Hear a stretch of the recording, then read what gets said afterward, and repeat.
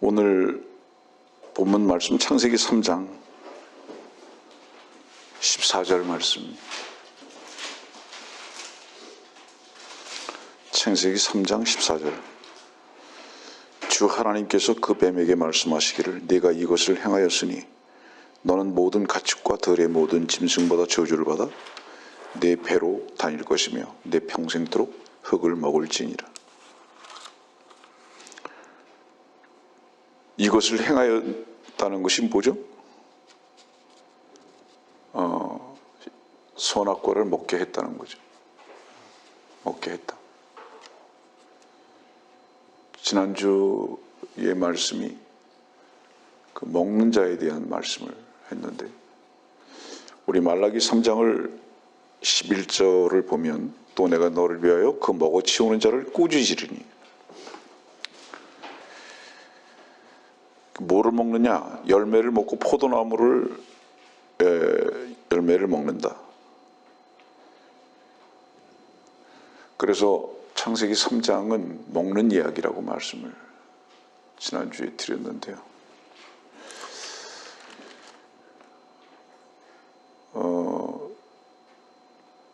좀비의 목표는 모든 사람을 좀비화 시키는 겁니다. 그래서 그 목을 물었을 때 그 목을 물린 자가 좀비가 되는 거죠. 다른 표현으로는 먹힌 바 되는 겁니다.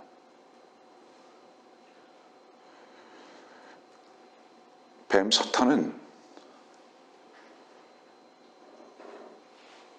선악을 알게 하는 나무의 실과로 인해서 죽어있는 좀비화된 사람들에게 다른 사람들을 동일한 선악과로 유혹해서 그것을 먹게 함으로 말미암아 동일한 좀비의 위치에서 살아갈 수 있도록 하는 존재입니다.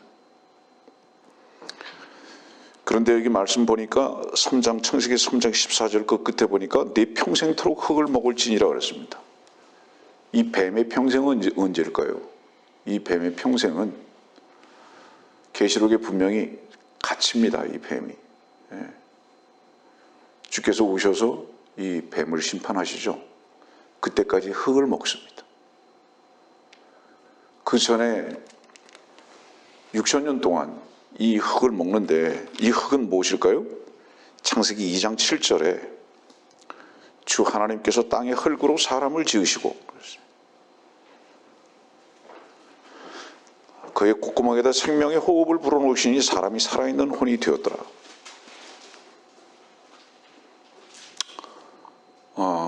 사람을 먹고 삽니다. 이 사탄이라는 존재는.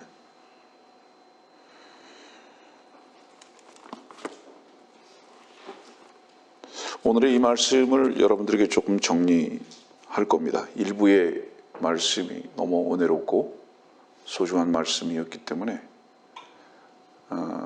2부의 말씀은 가능한 한 짧게 여러분들에게 말씀을 전할 겁니다. 창세기 10장에 있는 말씀도 보면은 림롯을 향해서 이렇게 말씀하십니다. 힘센 사냥꾼이라고. 그죠? 시간 관계상 가능한 한 말씀을 안 읽을게요. 그 림롯은 카인의 계보를 따라서 종교의 머리이고 또 정치의 두목인 것을 나타내 주고 있습니다. 지금 현재 이제 교황하고 통일한 위치죠. 어저께 여러분들은 바이든과 문재인의 기자회견 현장을 봤는지 모르겠지만 직접 현장으로부터 오는 실황 중계를 봤는데, 마지막에 미국의 어떤 여자 기자가 이렇게 질문했습니다. 오바마 대통령이 UFO에 대한 분명한 증거를 가지고 있다라고 말하고 있는데 그 증거를 공개해 줄 수 있는가라고 물어보니까 바이든이 웃으면서 제가 오바마에게 물어보겠습니다. 그리고 그냥 즉각 퇴장해 버리더라고요. 얘기할 수 없다는 얘기죠. 예.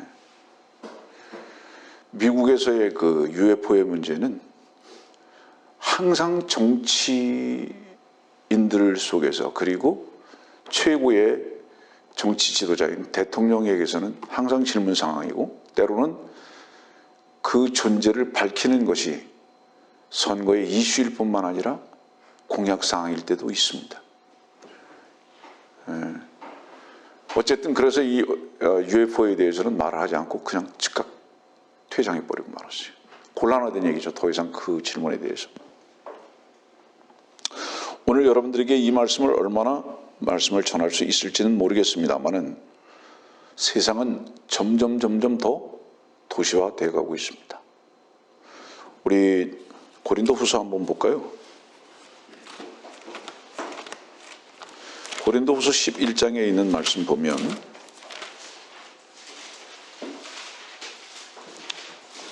(14절입니다) 이것은 놀랄 일이 아니니 이는 사탄도 자신을 빛의 천사로 가장하기 때문이라.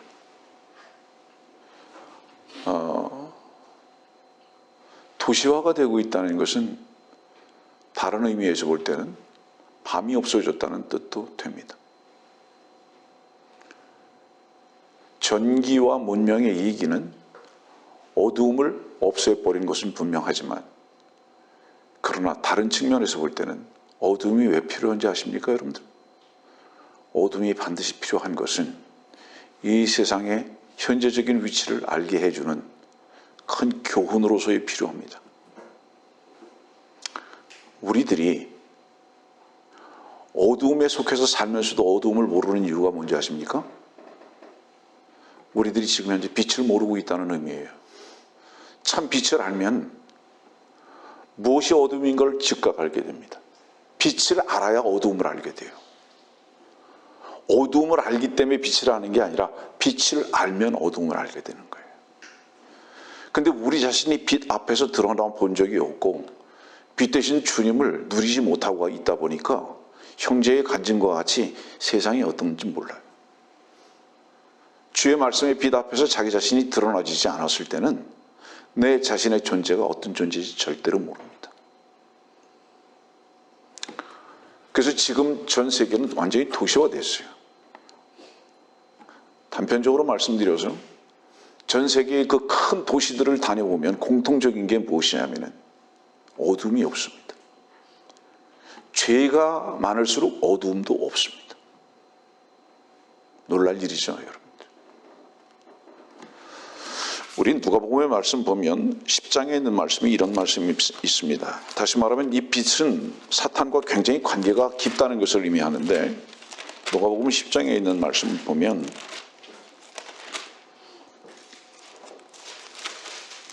18절입니다. 주께서 그들에게 말씀하시기를 사탄이 하늘에서 번개처럼 떨어지는 것을 내가 보아노라. 번개는 전기입니다.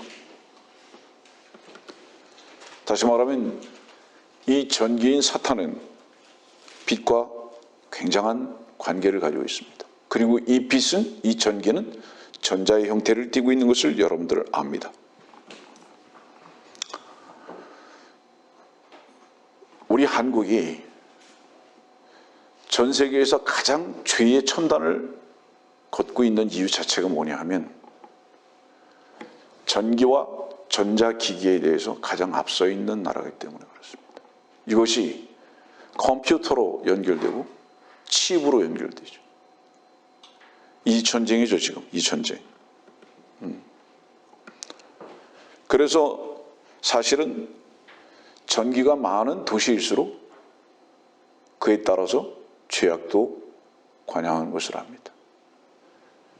미국에 와보신 분들은 알겠지만 세계에서 가장 화려한 도시는 라스베가스입니다. 또 홍콩이나 마카오입니다. 이런 큰 도시들의 특징은 뭐냐면 노름, 곧 갬블과 그 다음에 매춘과 마약이 언제 어디서든지 유행하는 그런 도시입니다. 거기에 따라서 각종 범죄들이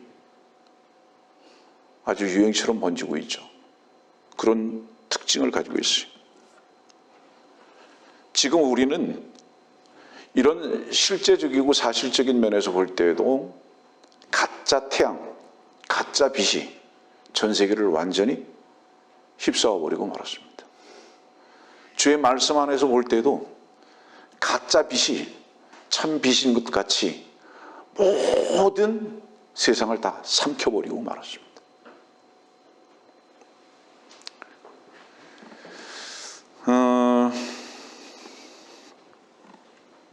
낮에는 볼 수 없지만 밤에만 볼 수 있는 것들이 있죠. 뭐죠? 달입니다. 별입니다. 반딧불입니다. 밤에만 볼 수 있습니다. 여러분들, 이 세상을 밤으로 보지 않는 사람은 교회의 달빛도 볼 수 없고요. 이 세상을 어두움으로 보지 못하는 사람은 성도들의 빛된 위치도 절대로 발견할 수 없습니다.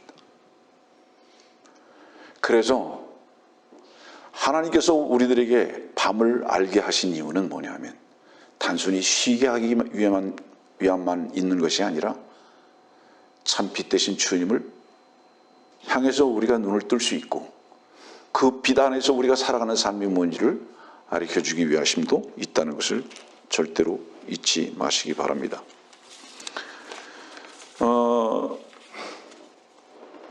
우리 교회에서 가장 많은 말을 하는 게 뭐죠? 십자가입니다. 이유가 무엇일까요? 여러분들, 한국 서울에 가면 4 대문이 있는데 그 4개 대문 말고 특별한 문이 하나 있다고 여러분들에게 말씀드렸습니다. 그 문이 뭐죠? 시구문이라고 합니다. 시구문이라는 것은 사람들이 말하는 사실은 그냥 일반적인 말이고 그 말의 실제적인 이름은 무슨 이름인지 아세요? 광희문 그럽니다. 광희문이 뭐냐면 빛광자예요. 그리고 기쁠 희자입니다. 그런데 놀라지 마세요. 이 광희문 시구문은 동대문 바로 옆쪽에 있는데 시체가 바로 딱 나가자마자 광희문을 딱 출발하자마자 무엇이 연결되는지 아세요? 무슨 동이 연결됩니까? 거기 동대문 딱 벗어나서 광희문을 통과하면 서울에서 무슨 동인지 아세요? 성동구 신당동입니다. 아시죠? 지리 공부도 하세요. 신당동이 무슨 뜻인지 아세요? 신당이 많다는 뜻이에요. 신당이. 그러니까 죽은 자들은 반드시 신당을 필요로 한다는 겁니다. 신당을 필요로 한다는 거예요. 그래서 그 이름이 신당동인데, 근데 놀랍게도 그 이름을 출발하고 통과하는 이름을 광희문으로 줬죠. 여러분들, 우리가 죽지 않으면요, 빛도 기쁨도 얻을 수 없습니다. 여러분들은 죽을 수밖에 없는 가장 좁은 문이 뭐죠? 낙타가 들어갈 수 없는 문, 죽어야만 들어갈 수 있는 문, 양의 문입니다. 이 문이. 이 문을 통과하지 않은 사람은 결단코 주의 전에서 주님을 찬양할 수도 없음을 반드시 잊지 마시기 바랍니다. 오늘 저는 여러분들에게 몇 가지 말씀을 좀 드리면서 결론을 내릴 겁니다. 놀라지 마세요. 우리 히브리서에 있는 말씀 볼까요? 히브리서 보지 맙시다. 우리 마태복음을 봅시다. 마태복음 27장의 말씀 보면 시간이 많이 가니까 다 찾을 수 없음을 양해하시기 바랍니다. 마태복음 27장에 있는 말씀을 보면 51절 보세요. 50절과 51절입니다. 예수께서 다시 큰 음성으로 소리 지르신 후 숨을 거두시더라. 그런데 보라, 성전의 휘장이 위에서 아래까지 둘러 찢어지고 땅이 흔들리며 바위들이 갈라지고. 휘장이 위에서부터 아래까지 둘러 찢어졌어요. 신비스러운 일입니다. 이 말씀은 히브리서 10장에는 주 예수 그리스도의 몸을 가리키고 있다고 여러분들 얘기 들었습니다. 성소에 들어가려면 어떻게 해야 한다고요? 지금 이 휘장이 찢어졌다는 것은 뭐를 의미하는지 아세요? 하나님과의 교제가 제한되지 않았다 이거예요. 다시 말하면 뭐예요? 휘장이 찢어짐으로 말미암아 모든 사람을 하나님께서는 하나님의 지성소로 초청하셨고 하나님과 만날 수 있게 하셨고 하나님과의 관계가 완전히 회복됐다는 것을 의미합니다. 그런데 역사를 잠깐 말씀드릴게요. 이 휘장이 찢겨졌는데 40년 동안 이 휘장이 다시 꼬매어져서 휘장 밖에서 제사를 드렸습니다.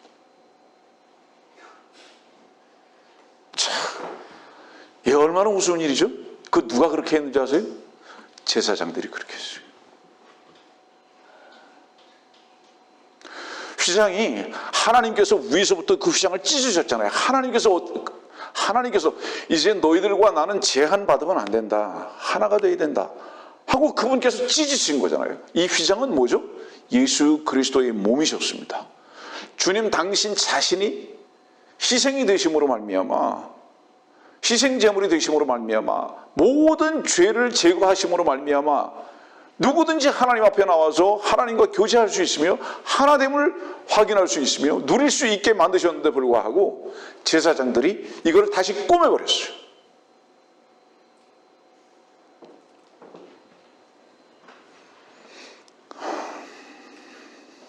여러분들 이러한 것들을 뭐라고 말하는지 아세요? 이러한 것들을 갈라디아주의라고 말합니다. 갈라디아주의라는 게 무슨 뜻인지 아세요? 여러분들? 다시 율법으로 들어갔다. 자, 좀 쉽게 표현할게요. 하나님과의 교제는 여러분들이 죄를 지었기 때문에 교제가 안 되는 것이 아니라 그 죄를 여러분들 스스로가 해결하려고 하는 바로 그 교만과 오만과 그 노력 때문에 하나님과의 교제가 되지 않고 있다는 것을 명백히 여러분들이 말씀 가운데 깨달으셔야 돼요. 다시 말하면 하나님과의 교제는 내가 무엇을 했거나 안 했기 때문에 이루어지는 것이 아니라 주님께서 이미 이루어 놓으신 것을 여러분들 마음 가운데 믿지 않는 바로 그 이유 하나 때문이다 이 말이에요. 이것을 자꾸 이 시대에 갈라디아주의자들이 사람들의 행동으로 그것을 묶어서 내가 무엇을 했기 때문에 안 했기 때문에 하나님과의 관계가 정립되거나 이것이 이루어지거나 끊어지는 것과 같이 자꾸 만들어버렸다 이 말이에요. 율법주의죠.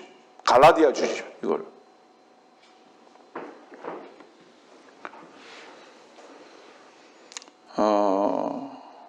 저는 형제의 간증에서 한 가지를 봅니다. 그건 뭐죠?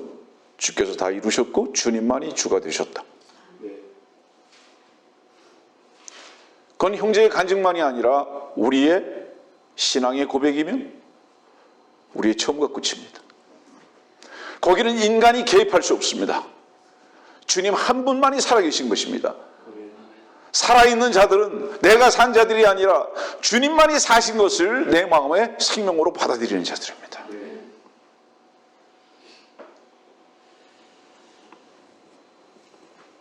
저는 형제의 간증을 들으면서 염려스러운 부분이 하나 사실은 있습니다.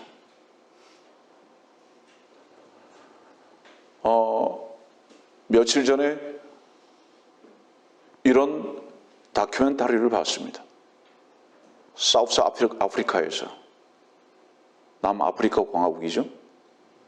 1700m로 되는 고원지대에 하이에나가 삽니다. 하이에나가 사는데 하이에나는 여러분들 특징이 뭐죠? 무엇이든지 먹어 치웁니다. 그런데 그 하이에나가 사람들과 교류를 합니다. 하이에나가 어떻게 사람들과 교류를 할 수 있죠? 사람들이 먹이를 갖다 주는데 하이에나가 와서 사람을 해치질 않아요. 꼬리를 흔들면서 아양을 떱니다. 이유가 뭐죠? 자기에게 양식을 주는 자가 누구인지를 아는 겁니다. 근데 그런 교제가 왜 이루어졌는지 아세요? 남아프리카 공화국에 수년 동안 가뭄이 왔어요.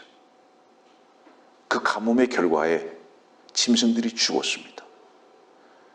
그리고 그 짐승들이 죽은 그 시체들을 사막으로 끌고 가서 소각시켜버리고 이제 없애버리기 위해서 끌고 갔는데 마침 거기에 뭐가 있었는지 아십니까? 소말리아 쪽에서 넘어온, 다른 나라에서 넘어온 하이에나가 살고 있었는데 하이에나들도 역시 뭐예요? 가뭄 때문에 먹을 게 없었습니다. 둘이 만난 거죠. 그래서 그때부터 하이에나와 사람하고는 교류가 있기 시작했습니다. 여기서 여러분들이 주목할 것은 무엇이냐면 가뭄입니다. 배고픔입니다. 주의 말씀으로 말미암는 기갈과 기근과 배고픔을 모르는 사람은 절대로 하나님의 말씀이 어떤 말씀이든지 간에 그걸 먹을 생각하지 않습니다. 우리가 유일하게 교제할 수 있는 것은 무엇이냐면 육신적인 어떤 나눔이 결코 아닌 것을 우리는 압니다. 우리는 주의 말씀으로 인해서 기갈과 기근이며 주의 말씀 하나만이 우리들에게 만족인 것을 맛보고 사는 자들이기 때문에 서로 사랑도 나눌 수 있고 이런 관계가 그리스도 안에서 유지될 수 있음을 고백하는 겁니다. 제가 한 가지 말씀을 드리는 것은 뭐냐면 여러분들이나 우리 형제나 우리 자매들 누구도 내가 좋아서 이 교회에 머물거나 내 곁에 있으면 결코 안 됩니다. 따라서 내가 싫어서 이 교회를 떠나거나 나와 멀어져서도 안 되는 것입니다. 그것은 내가 좋아서 내 곁에 있거나 내가 싫어서 나를 떠나는 것은 마귀의 길을 걷는 것이며 마귀가 가장 좋아하는 것입니다. 우리는 개인적인 관계는 전혀 무관한 자들이 되어야 합니다. 만일 여러분들이 내가 좋아서 나와 함께 한다면 반드시 그 나로 인해서 실망할 것이고 그것은 마귀가 언제든지 여러분들에게 올무를 놓을 것이 분명하기 때문입니다. 그러나 제가 이 자리에 설 수밖에 없어야 하는 이유는 뭔지 아십니까? 여러분들의 어떤 육신적인 평가 때문에 이 자리에 있는 것이 아니라 나는 여러분들의 평가를 철저하게 거부합니다. 그것을 가장 두려워합니다. 이유가 뭔지 아십니까? 저는 주께서만 평가하실 수 있는 분이기 때문입니다. 여러분들 부탁드리건대 여러분들의 평가를 완전히 내려놓으십시오. 그것이 좋은 것이든 나쁜 것이든 여러분들의 평가의 저울 속에서 나를 완전히 내려놓고 나를 주 앞에만 내어놓으십시오. 그리고 제 입술에 때로는 실수가 있을 수 있습니다. 그러나 제 입술도 불로 된 젓가락으로 찢어지기를 원하는 자입니다. 이 입술에서 나오는 주의 말씀에 의해서만 여러분들이 인도받기를 원한 겁니다. 정말 무서운 거예요.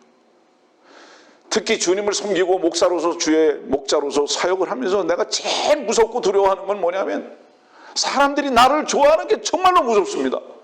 왜냐하면 그것은 반드시 나를 짓밟는 곳으로 나가는 것을 제가 봐왔기 때문입니다. 그래서 그들이 나를 짓밟는 것보다 더 무서운 것은 뭐냐면 사람들이 나를 선호하는 것입니다.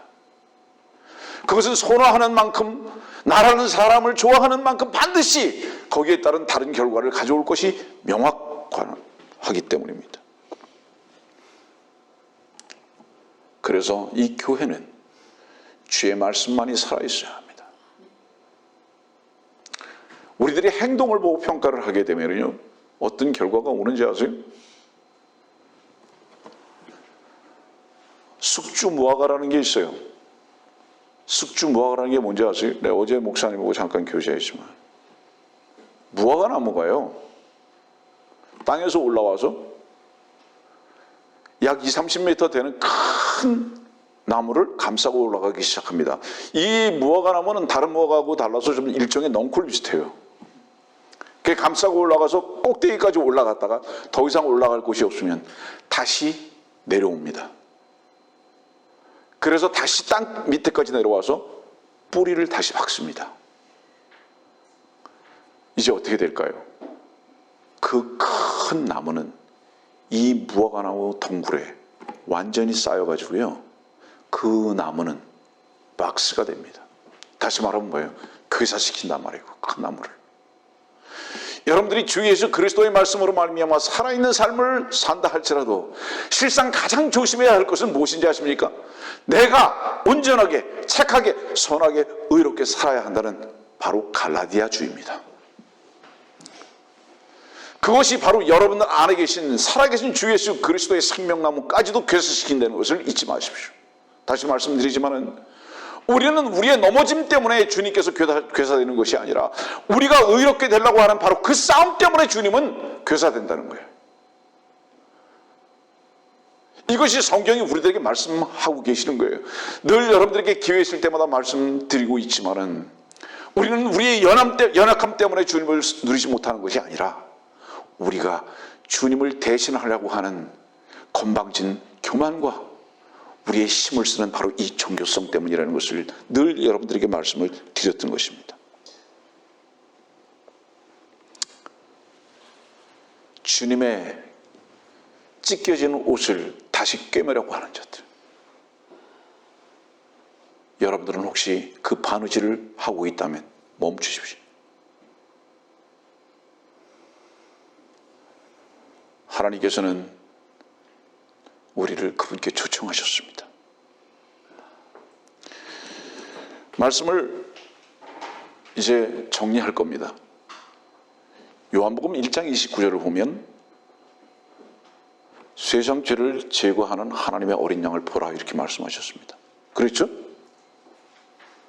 요 말씀만 잠깐 전할게요. 그 양이 어떤 양이었기 때문에 안 봅니까? 그 다음에 어린 양을 보라라고 말씀하셨어요. 거기는. 그 다음에 요한복음 10장을 가보세요. 내 양은 내 음성을 듣나니 그랬습니다. 요한복음 1장 29절에는 내 양이라는 말씀을 안 하세요. 그냥 보라고 말해요. 그냥 보라고. 그 다음에 요한복음 10장을 보면 내 양은 내 음성을 안다고 말씀하세요. 본 자는 내 양이 된 거예요. 여기서 내 양이라는 것은 무엇을 의미하죠? 이제 소유권이 바뀌었다는 거죠. 그분께서 피로 값주고 사셨다는 거예요. 어떤 피로? 양의 피로 값주고 사셨다는 겁니다. 그러면 그분의 음성을 들으려면 먼저, 그 목자의 음성을 들으려면 먼저 여러분들의 위치가 어디서 발견되어야 하는지 아느냐 이 말이에요. 양을 봐야 하는 거예요. 근데 이 양은 어떤 위치에 있습니까? 이 양은요, 불타는 양입니다, 여러분들. 성막을 보면 문을 딱 열고 딱 들어갔을 때 제일 먼저 보이는 게 뭐죠? 불에 태워지고 있는 양이 보이는 거죠. 그 불에 태워지고 있는 양을 보면서 동시에 그 높이에서 무엇이 보여지죠? 하나님의 임재와 자비력이 딱 보이죠. 양을 볼 때 여러분들은 무엇을 보셨습니까?